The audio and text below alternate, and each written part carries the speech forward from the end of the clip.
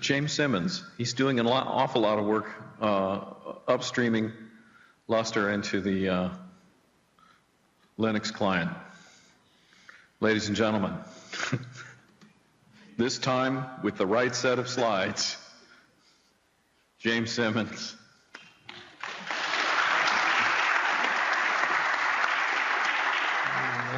Hello, I'm going to talk about where we're at for the Upstream client and how it's looking and where we're going. And the theme this year is convergence. So what we've done since the last LUG? Well, we've done a lot of cleanups, styles. We pretty much kept the libcfs and lnet up to sync with what the latest stuff is.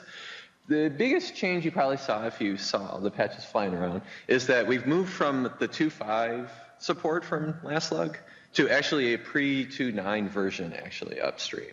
So that's a huge step forward. In fact, it's reaching reached the level now that there are actually some really brave souls that are running this in production. So that was actually a good positive sign. So.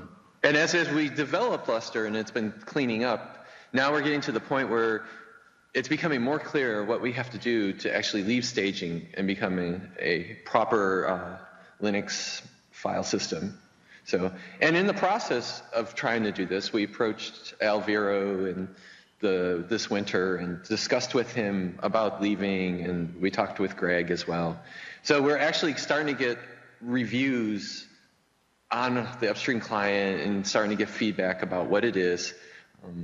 It's a gradual process because, well, anyone who's looked at the Lustre code knows that it's not the easiest thing, and like when Alviro looked at the code, he's like, I don't understand it. So there are benefits to actually doing this work. Most people don't realize. It's kind of like one of these things off the side. It's kind of like that cousin you have at the family picnic that everybody ignores, but it's actually the important cousin. He knows all the family secrets. So the perks that we have is that we get the work for supporting newer kernels is done, and this is actually starting to be flowing back into the OpenSFS branch. The other thing that it's a big deal that we've actually banged our head on and is extremely painful is the support of the Mellanox OFED stack. So they use the latest stuff upstream.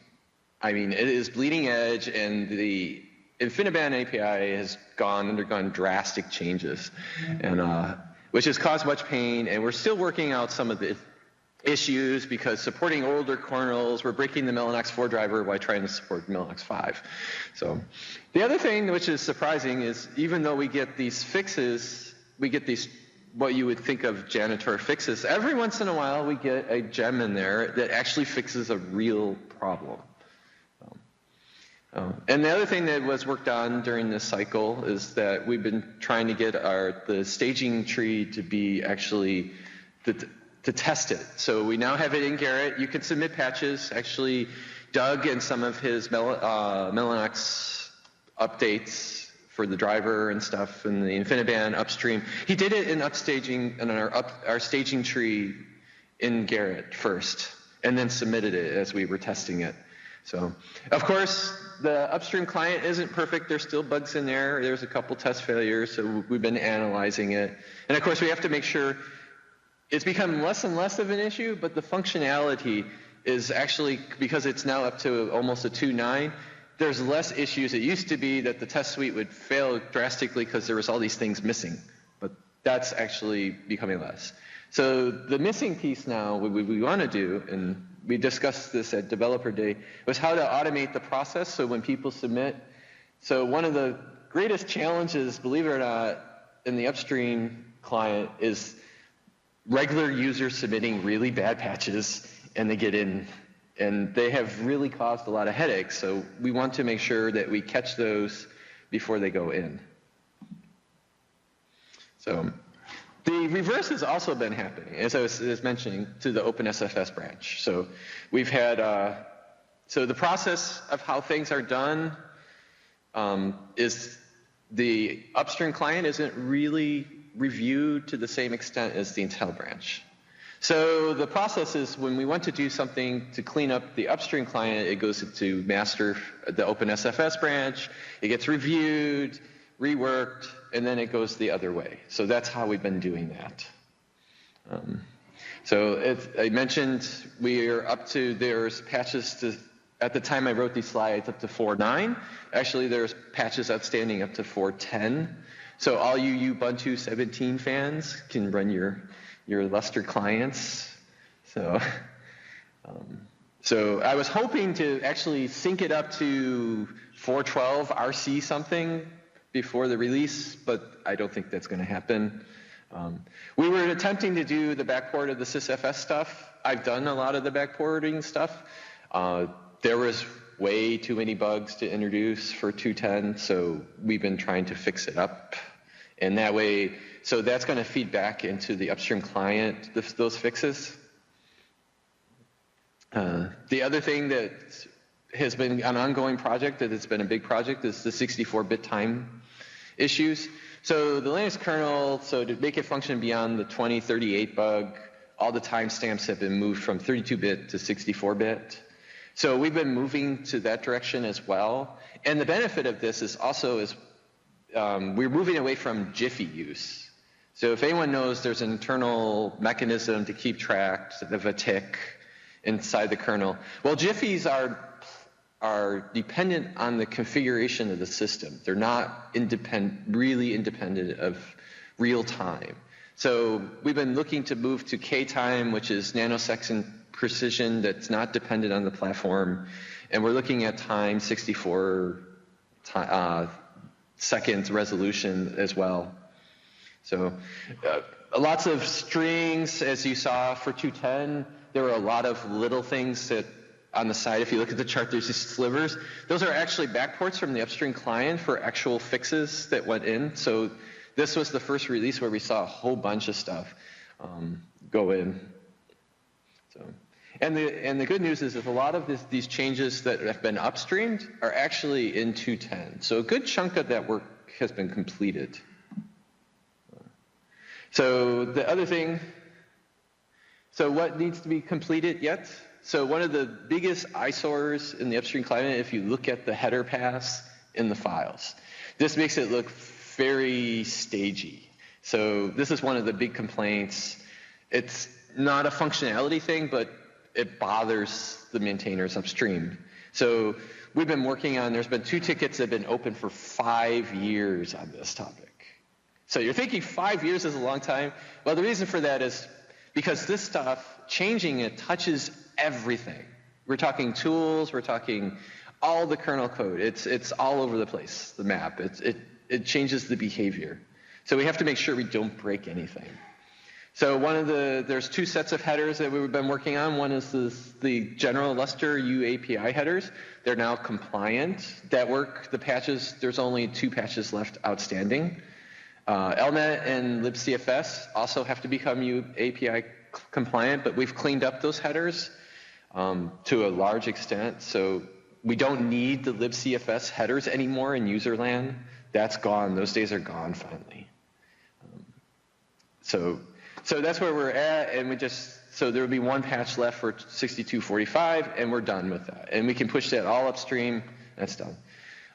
The other thing is the InfiniBand support. So all the Mellanox 4 headaches that everyone's experiencing, we're experiencing upstream as well. So we've been doing a lot of things to go into changes into both and resolving all the issues. Things that I wish could have been done but didn't get done. One is, so anyone ever used DocBook before? Okay. Well, it's been deprecated. There's now a new documentation format, and it's called Sphinx, and they want it all ported over to this format. So another issue that's an eyesore is we use the Linux link list API in userland for LNet self-tests. That's one of the requirements. And of course, we're going to do traceport. We're going to look at moving all the Lustre debug to the trace event infrastructure that Linux offers. So what needs to be done in staging? Well, we have still some check patch cleanups. So that's a big one. But it's actually a lot less. In fact, if you watch the mailing list, you'll notice that there's a lot less patches from people submitting these janitor cleanups. It's actually quieted down actually a lot. So that's actually a good thing. That's a good sign, actually. The other thing is that we're going to continue syncing up the upstream client to the latest. So the next milestone is to get to a 2.10 version. So right now, the upstream client is like a mutation. Like I said, it's that special cousin you have. It's because of the way patches are landed, they're not landed in order as master as the OpenSFS branches.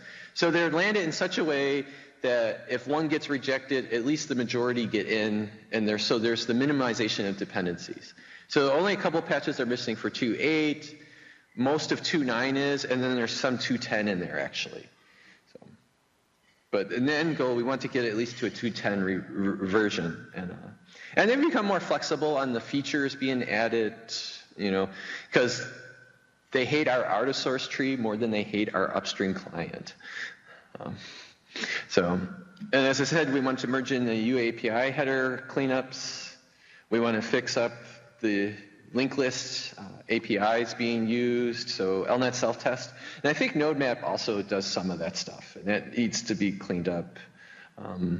The other thing that's a big problem is we have the super ioctl method. Normally you have ioctls spread through each of these individual modules and we have like this indirect where we do these ioctls, and then they go all the way to the OBD class, the core center, and it's handled there. And they don't like that redirection. And there's also some other stuff. If you've ever looked at like the wrappers, the OBD config wrappers and stuff, there's for classes, and you'll see there's these incredible wrappers that lead to some pointer that you don't know what it is. And these are some of the headaches that it gives them. So these are some of the things that we need to clean up still. And of course, we're going to migrate the debugging to tracepoint. And the big thing that's going to happen is now that it's starting to get into the process where it's being reviewed to leave staging, we're going to get feedback. And that feedback, we don't know what the impact is going to be on Lustre, actually. We don't know what they're going to think or what they want to see for design changes. And some of it will be pushed back. I know I've heard people say LNet should use like the netlink API, but that would be a total rewrite of LNet, and that wouldn't be profitable to us, actually. So what do we do once all that's done? We hurt ourselves more. Yeah, so what we want to do is look to the next stage, and that is the server stuff. So but the good news is that everything we do on the client is done on the server stuff, so it will be a lot less painful to actually move that up. We will not be stuck in the staging tree for 4 years or 5 years or whatever it will end up being. So to do that, we need to have patchless server support. And as we were discussing, we've been doing a lot of things to work with that. We have one patch that's a real blocker. We're working on the LDiskFS module so it can work with patched and unpatched kernels without rebuilding. Once we have that complete, we can probably drop any patches that are not critical. There's like one rel patch that is critical until they release a rel 7. We have all these LDiskFS patches. I don't know what the progression has been to push that upstream, but if we could like move that, and I have seen some work actually.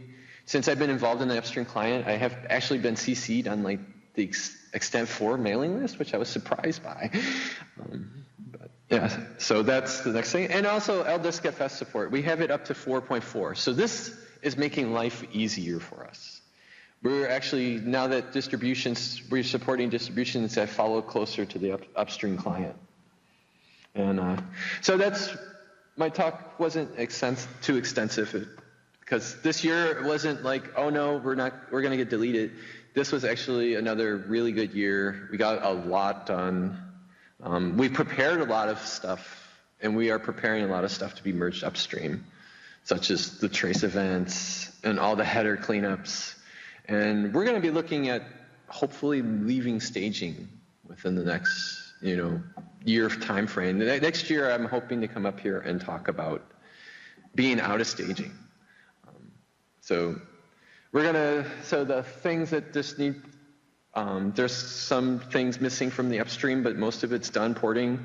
I have my own upstream client that I run locally that has like most of the patches in to match master. So the convergence is complete, the API stuff is complete.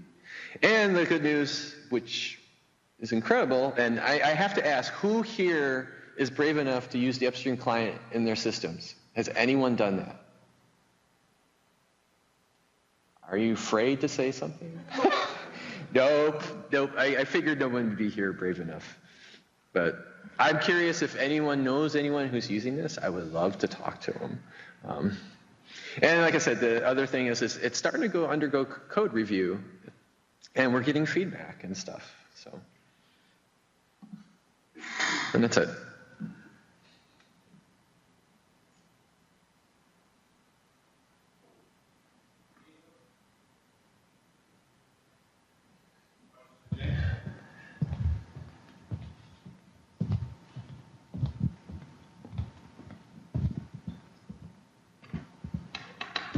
Just a quick comment on the LDiskFS work. So there's actually, for quite a while, we were carrying some features that, weren't super attractive to upstream ext4.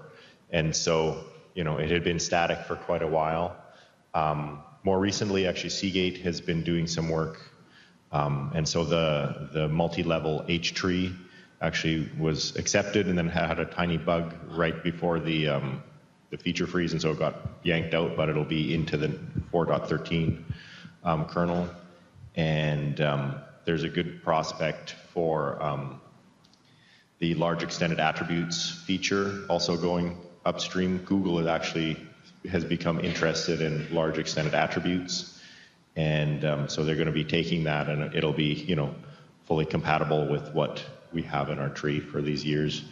And then I think the final big feature that we have, which is a data and directory entry, there's work underway to get that upstream as well. And so I think we'll be largely clear of big feature patches.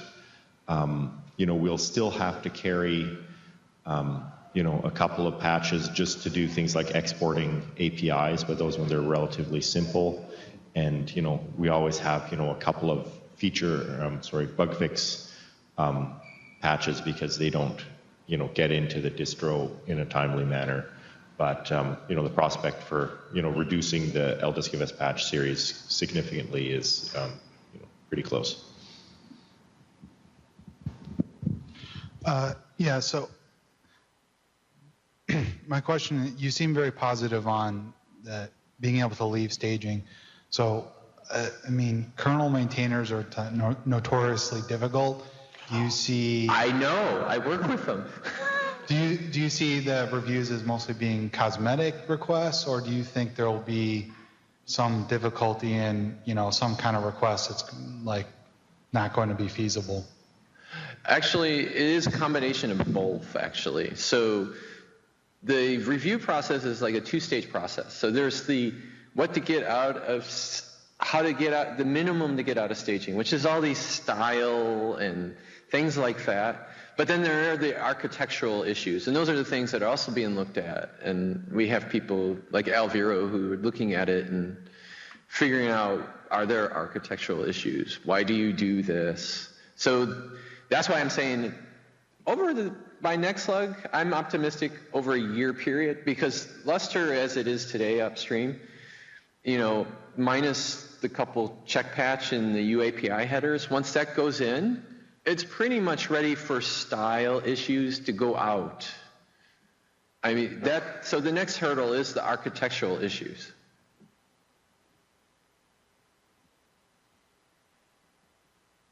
So that's why I'm positive. It's the grunt work and the things that they didn't like initially are mostly gone. Any other questions? Yep.